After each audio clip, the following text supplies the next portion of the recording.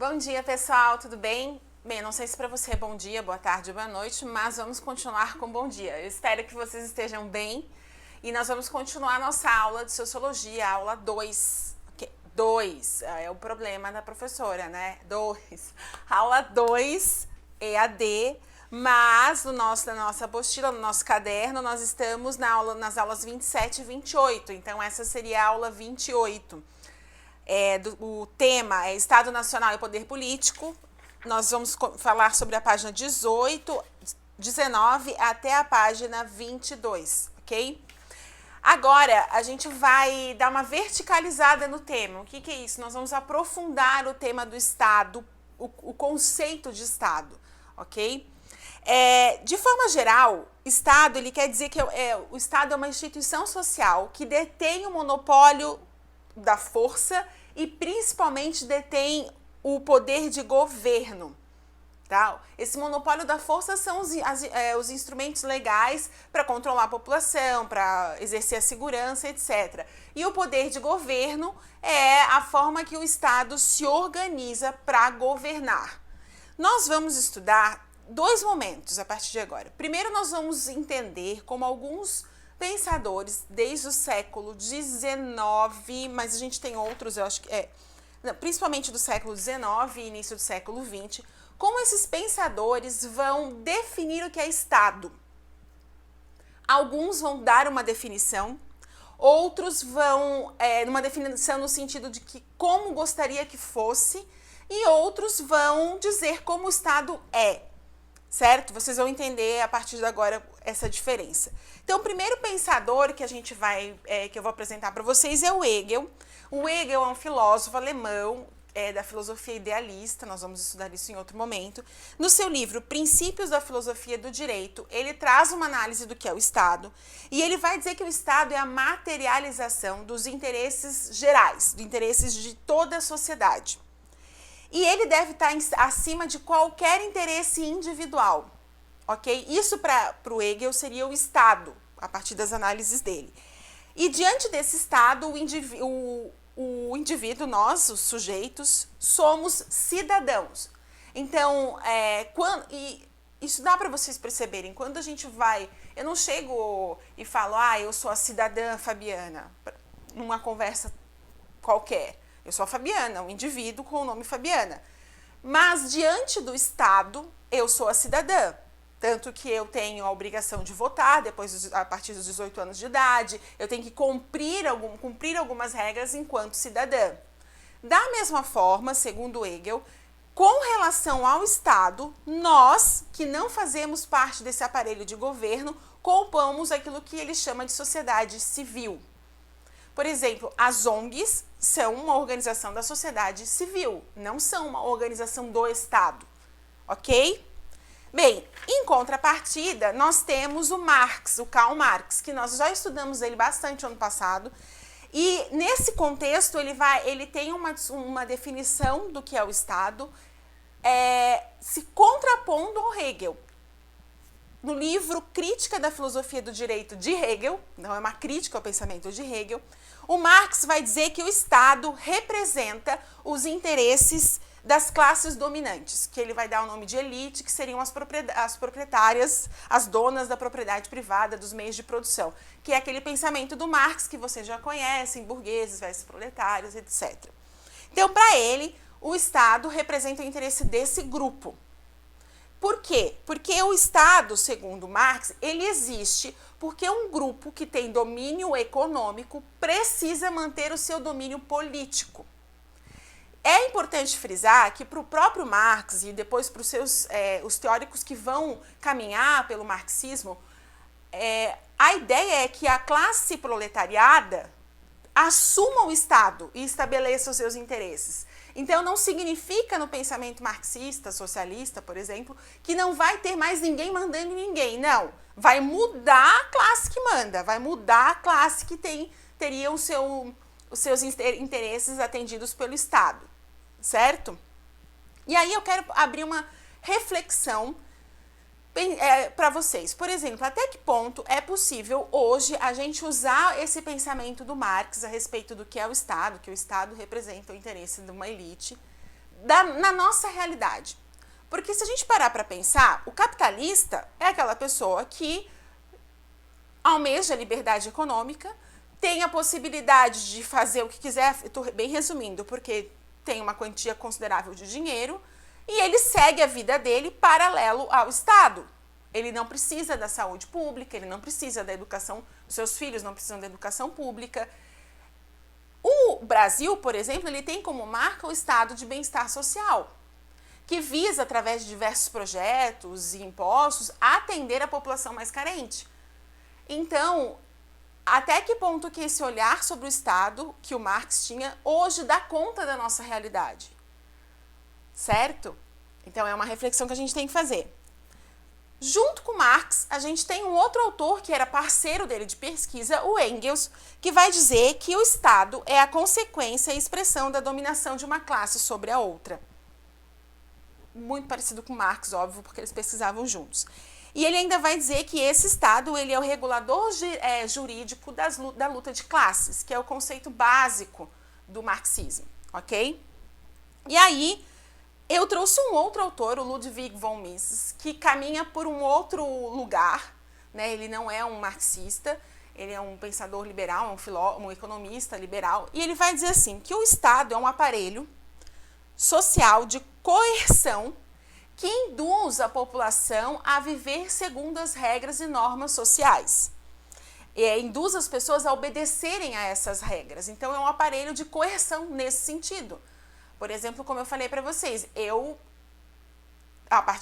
e vocês, a partir dos 18 anos de idade, não somos obrigados a votar. Isso é um aparelho, uma prática de coerção do Estado, certo? Além disso, o Mises vai dizer o seguinte, que o papel do Estado é garantir a vida, a liberdade individual e a propriedade privada. Esse deveria ser o papel do Estado, ok? Alguns pensadores mais contemporâneos, até contemporâneos do próprio Mises, vão fazer outras análises, vão dizer, por exemplo, que o Estado, nem a educação pública não deveria ser pública, enfim, é uma discussão bem bacana, quem tiver interesse a gente pode falar mais sobre isso em outro momento. Eu trouxe também uma outra pensadora, a Ayn Rand, que é uma filósofa, ela é eu vou dizer assim, a maior representante daquilo que a gente chama de filosofia objetivista, e ela tem uma visão muito interessante, que fica bem claro no livro A Revolta de Atlas, que ela vai dizer que o papel do Estado seria único de poder de polícia, forças armadas e exercício da justiça. Para isso deveria servir o Estado. Bem, aí para fechar, nós temos o Max Weber, que a gente já fala bastante dele aqui. O Weber, ele tem a seguinte visão sobre o Estado. O Estado Nacional detém o monopólio do uso legítimo da força física dentro do território que controla. Esse poder e esse monopólio do Estado é legítimo e perpassa por aquilo que ele chama de dominação legal. O Estado faz uso da força, o Estado governa, mas ele tem a anuência, tem a autorização do povo. Porque quando ele fala de dominação, o Weber vai falar de uma relação de dominação. As pessoas entendem que isso é necessário, entendem que o Estado precisa proteger a população, determinar as leis para que as pessoas vivam bem, ok? E ele vai dizer o seguinte, que o Estado resulta do desenvolvimento da sociedade capitalista. Então, para ele, analisando a história, analisando a sociedade, ele vê que o Estado, a forma do Estado, a divisão de território, enfim, é uma consequência da sociedade capitalista. Seria necessário que isso acontecesse. Por quê? Porque é uma sociedade muito complexa, então precisa de uma administração racional e burocrática. A nossa sociedade é complexa demais para deixar que as pessoas vivam e se organizem da forma que querem. Então, para Weber, o Estado vem para regulamentar, para colocar as coisas em ordem, ok? Esses autores, eles vão se deter a explicar como o Estado é ou deveria ser, certo? E a gente vai perceber, a partir de se analisar sociedades diferentes, países diferentes, a gente vai perceber que em alguns momentos a gente percebe mais a análise do Marx, ou em outros países percebe mais uma prática relacionada ao liberalismo. Então, não quer dizer que todos os estados sejam iguais, ok? E aí vai de vocês pensarem, por exemplo, a Inglaterra se aproxima mais do quê? Do que o Mises propõe, do que o Weber propõe. Ah, o Brasil está mais próximo de que tipo de prática com respeito ao Estado, ok? Façam essa análise. Até no final da aula eu vou propor aí no formulário uma pergunta de análise para vocês, um quiz, certo?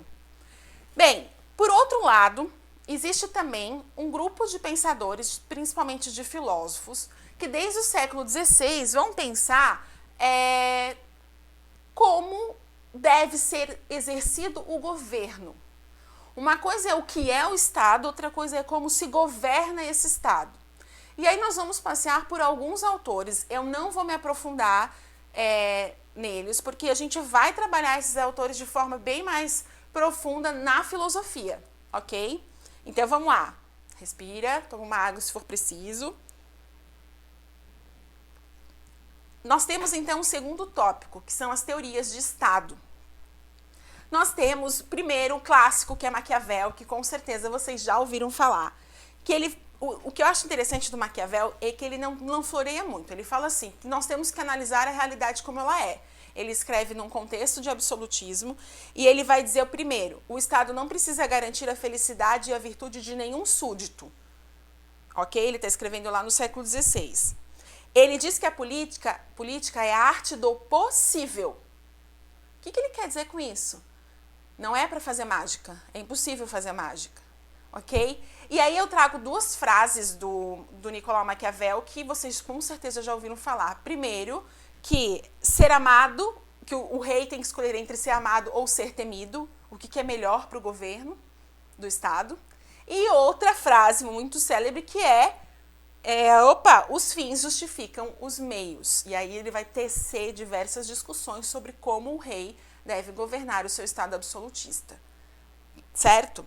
Um outro autor é o Bodin. O Bodin vai ser muito usado, ou Bodin em português, ele vai ser muito usado pelo Luís XIV. Ele era um padre e ele vai escrever um livro, que agora eu esqueci o nome, que é voltado única e exclusivamente para estabelecer a relação entre a autoridade do rei e o sagrado, e o divino.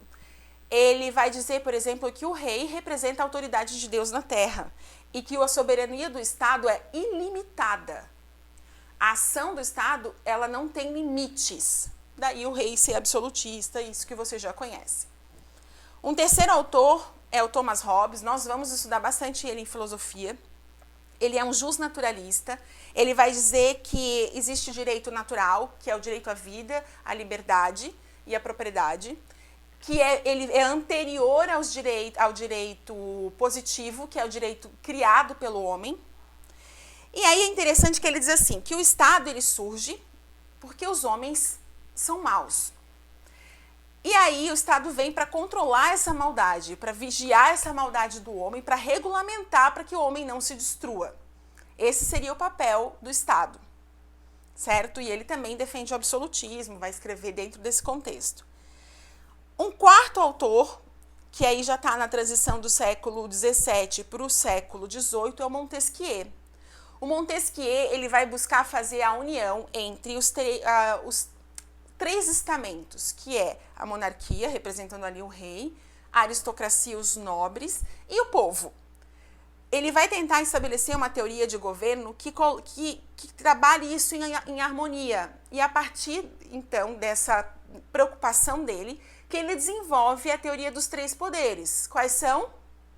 Executivo, legislativo e judiciário.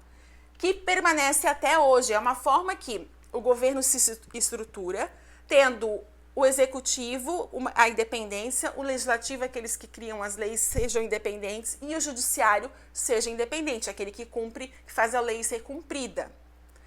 Tem um fator da teoria do Montesquieu, que é o veto executivo, que é quando o executivo, o presidente, por exemplo, pode vetar alguma lei. Essa prática que o Montesquieu disserta sobre ela, existe até hoje. Certo? Vocês, quem acompanha as notícias políticas, o cenário político, vê diversos momentos o presidente vetando alguma lei, algum decreto, alguma ideia que foi colocada em prática pelo legislativo. certo? Bem, aí a gente tem em quinto lugar, tô bem com os números, né? O quinto lugar, Rousseau, que também é um justnaturalista, que defende a ideia de direitos naturais. Qual que é o lance do Rousseau? O Rousseau vai dizer que o povo é soberano. E esse povo, ele tem direito a se organizar em assembleia e aí constitui o que seria a vontade geral, e essa vontade geral, então, seria o norte para o governo. Tudo isso nós vamos trabalhar bem mais em filosofia, tá? Porque a vontade geral, por exemplo, não é a mesma coisa que a maioria para o Rousseau, é outra história. Enfim, o Rousseau, ele parte do pressuposto que os homens só seriam livres se fossem iguais, e daí que ele disserta a questão da igualdade. Eu vou querer abrir aqui um outro parêntese e perguntar para vocês se a igualdade compulsória, que é compulsória, eu quero dizer quando que o Estado impõe essa igualdade, se ela realmente faz com que todos sejam livres. Porque a partir do momento que todos são iguais, primeiro, é possível que todos sejamos iguais? Já que nós temos dons, desejos, anseios, habilidades, condições sociais e econômicas diferentes, é possível que todos sejamos iguais? Se o desejo é que todos sejamos iguais, sabendo que nós não somos, que nós somos diferentes em essência, como que se colocaria em prática essa igualdade? Não seria através da força, da imposição? E se a gente faz isso através da força, aonde está a liberdade do indivíduo? Pensem sobre isso. Então, quando vocês ouvirem, nós temos que ser todos iguais, igualdade, sejam racionais. É possível? É possível? É melhor abrir mão da minha liberdade para que todos sejamos iguais? Claro que aqui a gente não está pensando, então tudo bem as pessoas serem pobres, porque quando se fala sobre o discurso de igualdade vem a questão econômica. Não. Como eu já falo para vocês desde o ano passado, pobreza é uma coisa, desigualdade social é outra. Inclusive, eu vou deixar mais um material para vocês lerem aqui embaixo, ok? Diante desse pensamento do Rousseau, nós temos um outro teórico, Benjamin Constant, que vai vai viver entre o século XVII e XVIII, entre o século XVIII e XIX. Ele era um liberal. Ele vai dizer que é necessário separar o Estado da sociedade civil, e ele é contra o pensamento do Rousseau a respeito da igualdade. Ele vai dizer que essa igualdade preconizada pelo Rousseau seria uma ameaça à liberdade, ok? E ele diz que a máxima é que o Estado defenda a liberdade privada, a propriedade privada, a liberdade de consciência e a liberdade política. É isso o papel do Estado. Além disso, estaria, segundo o Constant, interferindo na liberdade do indivíduo, ok? E aí, nesse mesmo caminho, nós temos o Locke, que escreve ainda antes, já no século XVII, para o século XVIII. Ele é considerado o pai do liberalismo, e ele vai dizer, primeiro, que os homens são livres. E na necessidade de proteger as suas propriedades, eles entram em acordo e, então, instituem o Estado como a instituição para proteger as suas vidas, proteger as suas propriedades. Então, eles abrem um pouco a mão da sua liberdade, delegam essa liberdade ao Estado para que ele cuide das pessoas, para que as pessoas não se matem, resumidamente. Para que as pessoas não se matem, a única coisa que, além dessa proteção e segurança que o Locke vai dizer que é papel do Estado, seria garantir a liberdade de expressão, a liberdade de propriedade, a liberdade política e a livre iniciativa econômica. Que o Estado, nesse sentido, não deve interferir na economia, porque a economia tem a sua lógica e não é o Estado que tem que regulamentar o que deve ser produzido, etc. Nós vamos também aprofundar esse assunto em outro momento, ok? E aí, o outro ponto que o Locke vai dizer é que, como então esse Estado deveria ser governado? Ele deveria ser governado de forma democrática, através do parlamento. E aí temos, então, que esse parlamento seria eleito, então nós temos uma sociedade política, que é o grupo dos políticos que compõem o parlamento, e a sociedade civil, que elege esse parlamento. Nós vamos ver isso se desenhando muito claramente na Inglaterra, tá bom? Que tem um parlamento há muitos séculos atrás. Que aí eu acredito que seja o grande diferencial desse país diante de todas as outras realidades absolutistas, enfim. Pessoal, esse é o tema dessa aula.